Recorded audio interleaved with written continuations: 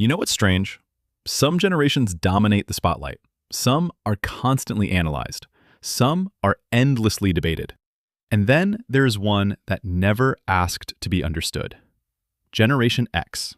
Not loud, not performative, but psychologically fascinating.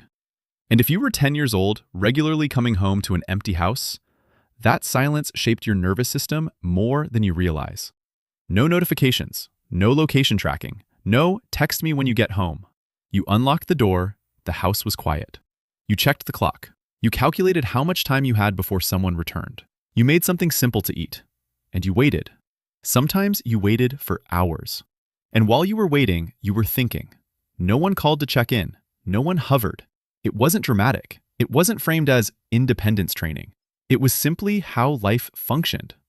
And repetition shapes wiring. When a child repeatedly experiences unsupervised time, the nervous system adapts. It learns to self-regulate without external reassurance. It learns to downshift fear without comfort. It learns to problem-solve before asking. We constantly analyze the loudest generations. We debate them, criticize them, celebrate them. But there is one group that rarely dominates the conversation. They grew up between two cultural spotlights, not old enough to belong fully to the nostalgic past, not young enough to define the digital future. That in-between position shaped something subtle and powerful. Large numbers of children during that era regularly spent afternoons without supervision. Not as an experiment, not as a parenting philosophy. It was simply normal. And normal builds psychology. When you are alone that often, you internalize one quiet rule. No one is coming to solve small problems for you. If you forget your homework, you face the teacher. If you break something, you decide whether to confess or repair it. If you get hurt, you assess how serious it is before reacting. There was no digital buffer between action and consequence. The connection was immediate. Psychologists sometimes describe this as a high-contingency environment, a setting where behavior and outcome are tightly linked. In such environments, the brain becomes efficient at mapping cause and effect. Over time, this strengthens anticipatory thinking. You begin predicting outcomes before acting. Your brain runs simulations quietly in the background. You start scanning ahead. You calculate risk automatically. You anticipate fallout before it happens. That is why many from this generation appear cautious, but not fragile, prepared, but not paranoid. They are not pessimistic for the sake of it. They are trained in consequence awareness. At the same time, they were raised on messages of stability. Work hard, stay loyal, trust the system. Then they watched the system shift. Companies restructured, pensions dissolved, long-term career promises faded. Imagine being told there is a straight path forward, only to see it bend halfway through your walk. That creates something complex. Not loud rebellion, not dramatic anger, emotional armor. You still hope things will work out, but part of you quietly prepares for instability. This duality influences how they show up today, especially online. They grew up in a world where mistakes faded. If you embarrassed yourself, maybe a few classmates remembered. Then attention moved on. There was no searchable archive of your worst moment. So permanent exposure can feel unnatural, not exciting, exposed. For them, privacy equals safety, and humor often becomes a protective layer. A dry comment, a sarcastic edge, a slight emotional distance before vulnerability. It is easier to make a joke than to admit uncertainty. Younger generations sometimes interpret this as emotional distance. But distance is not absence, it is regulation. Now here is where it becomes even more interesting. Despite that guarded exterior, their work ethic tends to be unusually steady. They rarely narrate their effort. They rarely brand their discipline. They simply complete what needs to be done. Many started working young. Paper routes, retail counters without digital scanners, jobs where mistakes had immediate, visible consequences. When you miscounted change and someone corrected you publicly, your brain encoded precision. Responsibility was not abstract. It was practical. Watching previous generations struggle with layoffs and broken promises also altered their relationship with loyalty. They do not blindly attach to institutions. Instead, they attach to competence. If systems can fail, skill becomes your anchor. You may not control the market, but you can control your capability. Here comes the paradox. This generation is deeply independent. They hesitate to ask for help, not because they distrust others, because self-reliance feels baseline. They have been regulating stress internally since childhood. And yet, they are quietly collaborative. If you truly need support, they show up, without announcement, without branding the act, without turning help into performance.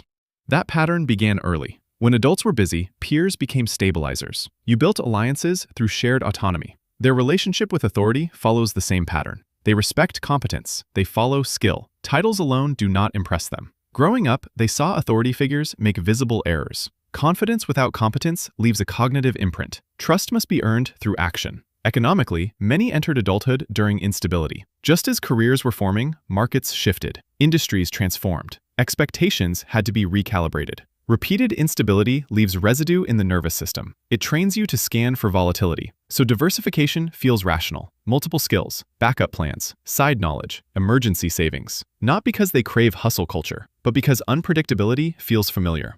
There is also an internal tension that rarely gets discussed. Research suggests individuals from this generation often report lower tendencies to seek social support during stress. It is not pride, it is conditioning. When you have repeatedly managed alone, asking can feel inefficient, even unsafe. And when your identity is tied to competence, visible struggle can feel destabilizing. Ironically, this self-reliance makes them remarkably effective in crises. When something unexpected happens, they do not spiral immediately. They assess, they prioritize, they act. But that calm often comes from years of rehearsing possible disruption. Their relationship with knowledge was shaped differently, too. Before instant answers, information required effort. You searched physically. You waited for books. You experimented without guarantees. Effort embeds memory. When something costs energy, the brain encodes it more deeply. That depth builds confidence. They also repaired objects instead of replacing them immediately. If something malfunctioned, you opened it. You tried to understand it. Trial and error strengthened patience. There was a quiet belief that most problems could be solved if you stayed with them long enough.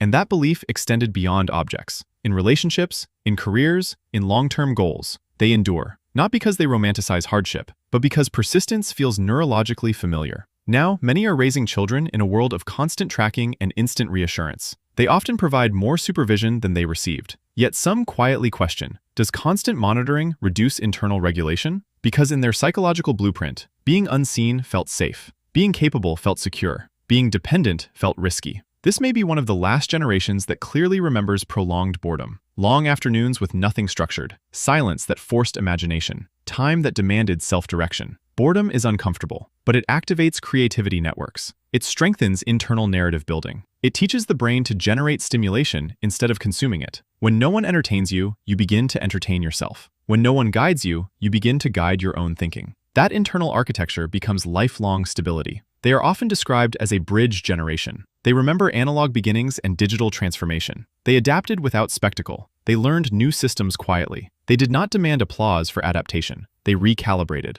And bridges rarely demand attention. They carry weight. Look closely in workplaces and families. You will often find them stabilizing systems, fixing practical breakdowns, staying late without documenting it. Not because they crave recognition, because responsibility feels familiar. So here is something worth reflecting on. If you recognize yourself in this description, has your independence strengthened your life, or has it sometimes made vulnerability harder? And if you are from another generation, what do you notice when you live or work alongside people shaped by this quiet resilience? Generational psychology is not about ranking people. It is about understanding how environment trains the nervous system. Some generations were shaped by constant connection, others by constant acceleration. The ones in the middle were shaped by adaptation without spotlight. They may never ask for applause, but they built resilience in silence. And that quiet resilience may be one of the most underestimated psychological strengths of all.